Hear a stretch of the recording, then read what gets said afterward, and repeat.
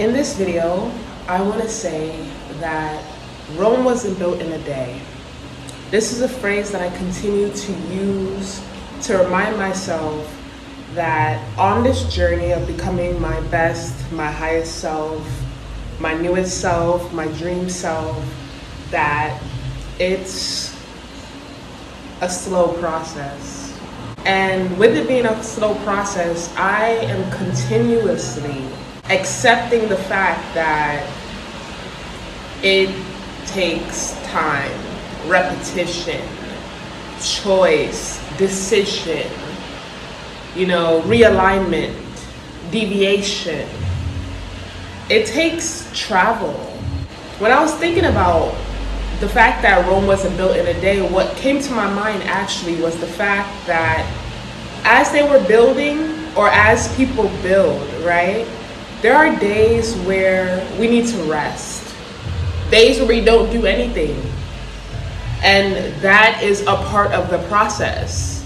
There are days where we're gonna do and build something wrong, yet that is a part of our growing and building process, right?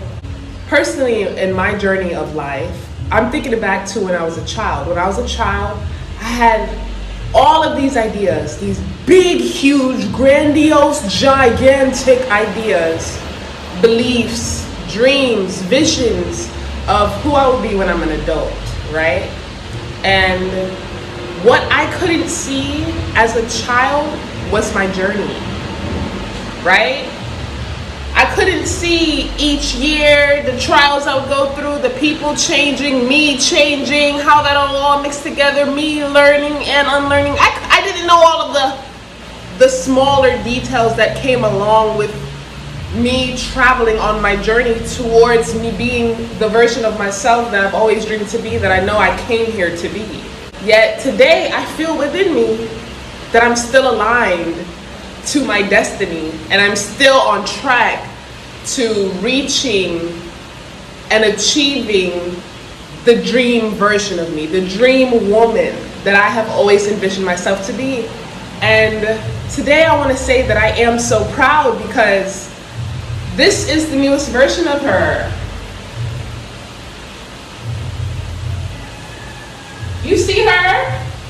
I am her now, today, at the level that I am at now, right? 5 years ago, I wasn't this version of me. Last year, I wasn't this version of me. Next year, I will no longer be the version of me that is here right now, which is why I'm creating this video, to preserve this version of me, to congratulate this version of me, and to have the proof that I am embodying the version of me that I always knew myself to be, the version of me that has always been within, deep down inside of me, and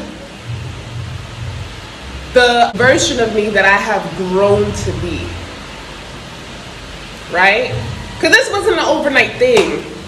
No, it wasn't. And I know that in today's society, with social media moving so quickly and AI assisting humans in making leaps and bounds towards their dreams without the grunt work, right?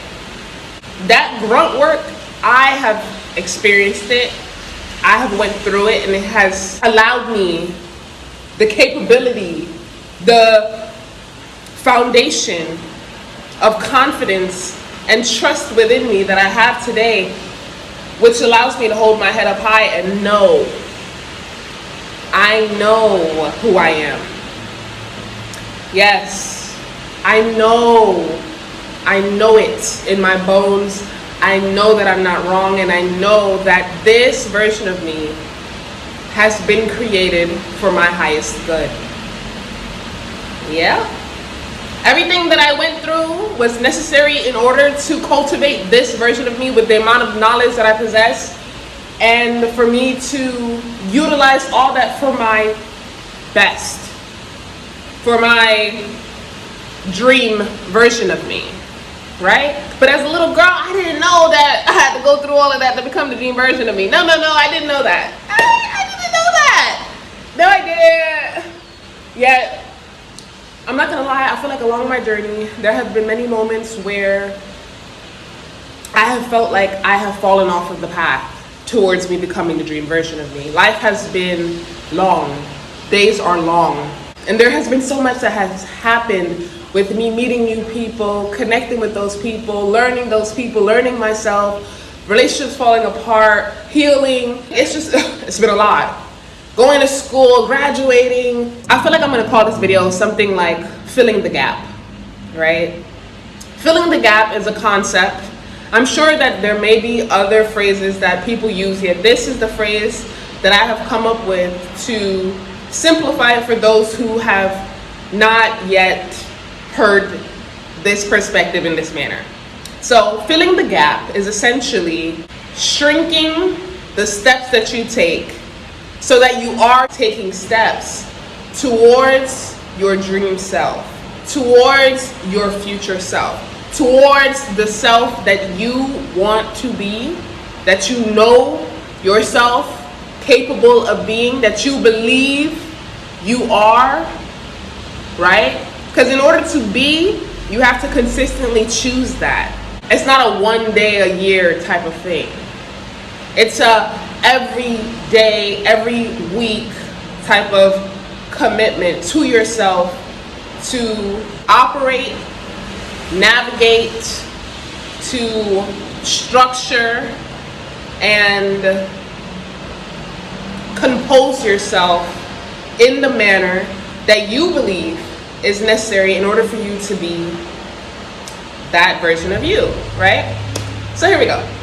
I was talking to my friend and I basically told her that I realized that sometimes I fail because I try to make too big of a jump. I'll give you guys a personal example. I have wanted a car for a hot minute, right? This is where I'm at. This is where the car is, right? No matter what, this is the gap. You can shrink the gap like this, but there's still gonna be space between where I'm at and where the car is and the version of me who has the car, right? In that space, there are multiple possibilities, multiple ways in which I can get the car, right? And there are tasks that would have to be done by me in order to get the car, right? So I have been struggling to bridge the gap. And you know, in the time that I was struggling to bridge the gap, I started to have new dreams and new ideas of what can I do now, right? So what I started to do is I started to think to myself, why do I want the car? I want the car because I want to be able to move around more quickly and efficiently, right? So then I started to think to myself, okay, what can you do to allow yourself to be able to comfortably move around, right? And when I thought that way, I ended up buying a bike, right? I got a bike at one point in my life and I would ride my bike in order to fill the gap, basically. To fill the gap and the time and the present moment where I knew that, okay, I don't have the car right now, right? And the gap is huge, but I can feel the feeling of comfortability, control, which is what I wanted. I wanted to be able to control how quickly I got to places. You know, I wanted to allow myself more ease, essentially. And basically through my experience, the bike was not the best option because it actually turned out that it was a workout and I would be exhausted using the bike to get to places. I did have fun for a while and I utilized the bike for about a year before I was over it and I became exhausted again. I was like, oh my gosh, I want a car, right? I jumped back to the big idea again and the gap was still there and I was like, here I go, focused on the car.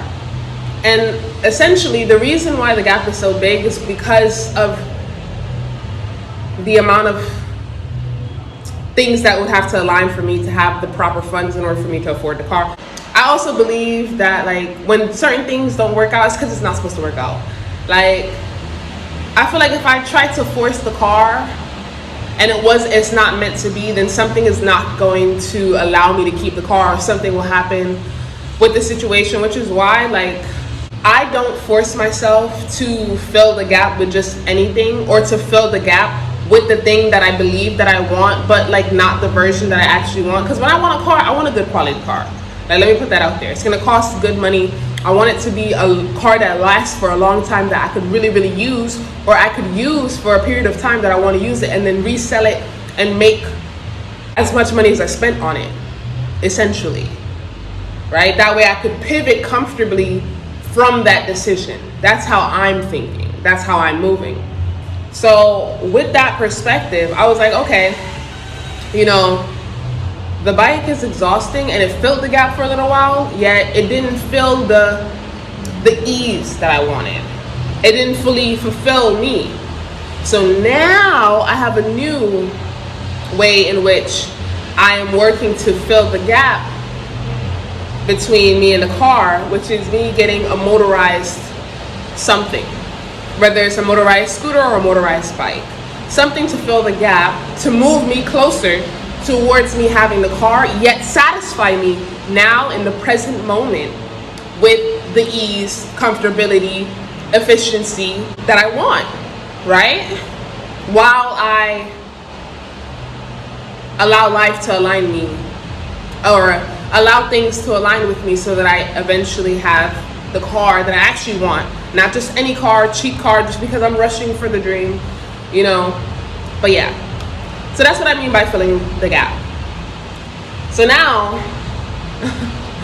the reason I want to talk about filling the gap is because I feel like one thing that I really didn't understand is that there's levels to this. Levels to life, levels to me, and that I'm not at my, you know, most maximum level yet, right? I know that I'm still on my journey up. Yet right now, I feel like I'm at a certain peak, right? Because I have built up to be who I am today, where I am today, how I am today. And yeah, and that took work.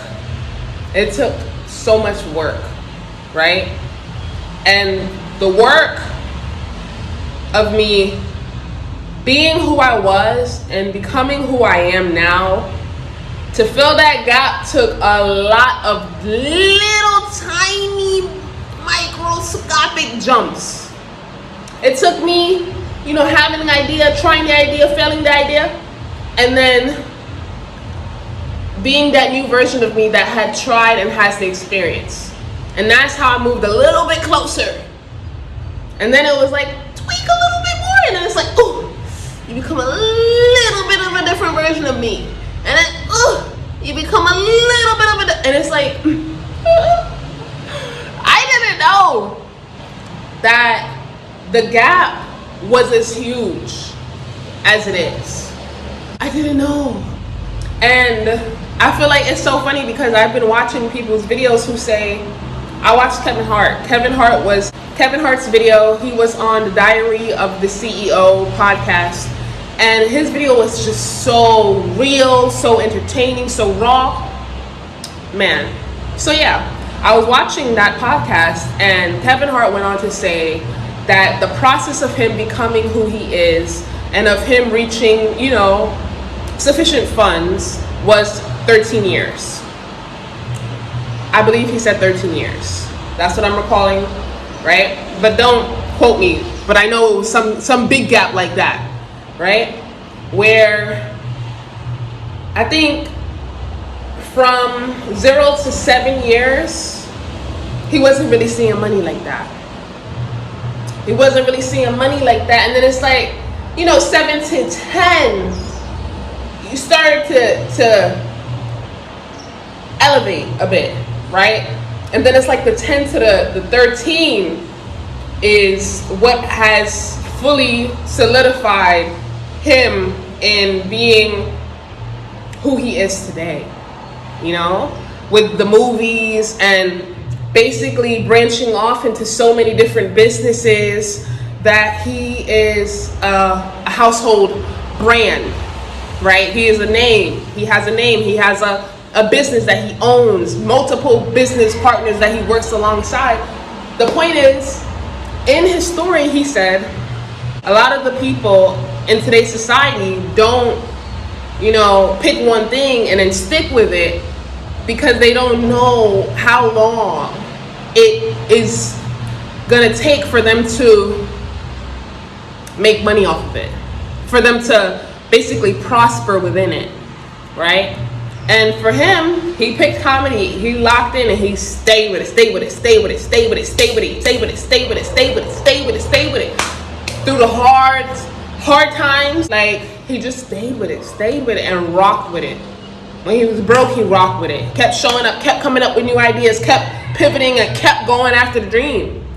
There's so many components that, like, were involved in his continuous consistency and commitment to being who it is that he knew himself to be. He knew that he had a talent for making people laugh, for entertaining. He knew that he liked the feeling of drawing people towards him and being a light in that manner and allowing everyone to share a laugh and him be the source of that laughter. Allowing him to essentially be a healer. Because that's what laughing does. Laughing heals, right? He's a source of healing for different people who come from all over the world, different walks of life, and he'll bring them into one space to entertain them, to hold them, to love on them, to heal them in that one moment. And I was like, wow. I'm sure that he learned all of that along his journey, right? Because it got deeper as he grew. Because I feel like that's what happens is the more you stick to your craft, the deeper your knowledge goes within yourself. Like the deeper your mastery of yourself. And through him utilizing comedy, it allowed him to unlock himself, the mastery of Kevin Hart, who I am, why I do it. He basically said that, not a lot of people, that the truth is not a lot of people would stick to one. Not a lot of people want to stick to one niche or one thing for an indefinite amount of time. And when I say indefinite, I mean amount of time that you don't know. You don't know how long you have to stick to it in order for you to reap the benefits of your growth in having continued, right? There are a lot of comedians in the world, yet not all of them reach the peak level of success that Kevin Hart has reached, right? And I'm sure that there's many of them who have quit, right? Who have, maybe they didn't have enough support, or maybe it was just too hard, or maybe they got tired of it. Even though they loved it, they got tired of it because they don't feel like they were receiving enough from it. I don't really know exactly why people quit. There's so many reasons why they quit, yet it's real that people quit. There's a lot of people who want to be content creators, yet if their stuff doesn't take off in year 1, year 2, year 3, they're done. They're like, I gave 3 good years, it hasn't worked out, I'm clocking out. I gotta go get a real job, because their reasoning and their why behind it may have been money. Also, with posting for myself, I want to be able to be that person who's 50 years old and has a track record of themselves somewhere that they can access and look back and be like, oh my God, that's me when I was that age. I remember how it felt to be in front of that camera at that time. Oh my God, I remember how that hair was. I remember, or even, I don't even remember. Like, who knows if I'm gonna fully remember, but I'm sure I'm gonna remember bits and pieces, yet I'm probably not gonna remember exactly everything, and I'm probably just gonna see like, oh my God, I look so good. Or, oh my God, I don't even remember those people who were in the video with me.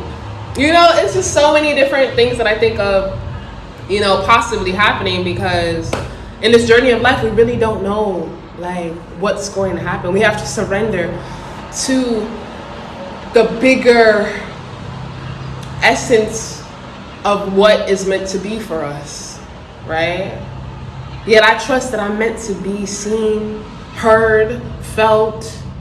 I'm meant to move people, energize, educate, love on, empower women, men, people, children, in so many different ways that I haven't even fully been able to understand yet, But yeah, I'm here.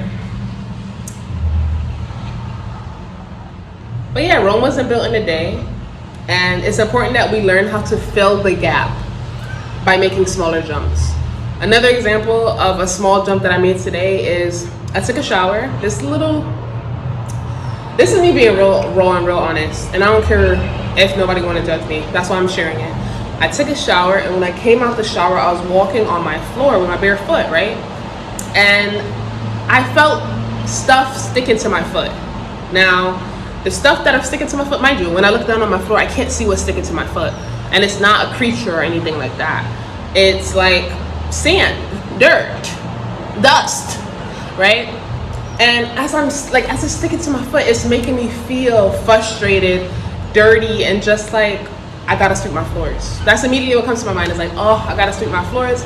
But I have been going through a lot of feelings and emotions recently where it has been difficult for me to want to, get up and be productive. And yeah, but regardless of me knowing that that's my truth, today I had an idea come into me. And I have these ideas frequently, right? Because first I have the big idea of like, oh my gosh, I want to deep clean everything and mop everything and flip this over, do laundry, and like I will go to the extremes. Yet sometimes the extreme is exhausting. And I realized, like, in order to allow myself to feel better, sometimes I don't need the entire gap to be filled right now, right? I just need enough of it to allow me to move forward. So with me understanding that, I was like, okay, I'm just gonna sweep out my bedroom, because my bathroom is right next to my bedroom. So the literal walk from my bathroom to my bedroom is where my feet felt like irritated. And I was like, okay, so if I sweep out my whole bedroom, no longer will I be irritated. And sweep out the hallway where the bathroom is, and sweep out the bathroom. Basically, I'm like, if I shrink the project, instead of trying to sweep my entire 5-room, 6-room house, and I just shrink it to 1.5 to 2 rooms, right? Then it's like tomorrow when I have some more energy, or even in a couple hours when I feel a little bit more, energized, potentially after this video, I will sweep again. Like, basically, I'm gonna do the task, yet I'm gonna break it up into more digestible sizes so that I don't feel burnt out doing it, so I don't feel unhappy doing it or angry doing it, because essentially I'm doing it for myself. I'm doing it for me. And another good point is that this is my house. Like, if I don't do it today, I could do it tomorrow. And if I don't do it tomorrow, I could do it the day after that. Like, the problem is not gonna move unless I move it. So basically now my entire bedroom is refreshed because not only did I sweep, but I changed my bed sheets. Yeah, because I'm that type of person. So now I have like this whole new aroma and ambiance going on within my room. And I filled the gap a little bit. Enough for right now. Enough to make me feel better. Enough for me to actually be moving forward. Enough to shrink the project, which is cleaning my house. Cleaning one room fully and sweeping, the hallway and stuff, has allowed me to shrink the task of what it is that I want to do. So, yeah. I feel like this is what I want to share. I don't know if I'm going to break this up into smaller parts. I don't know if I'm going to keep this all connected and upload it as one piece. I don't know if I'm going to upload it as part 1 and part 2. But thank you guys so much for watching this video. I hope that it was helpful. My name is Yola, and I will see you in my next video. Peace.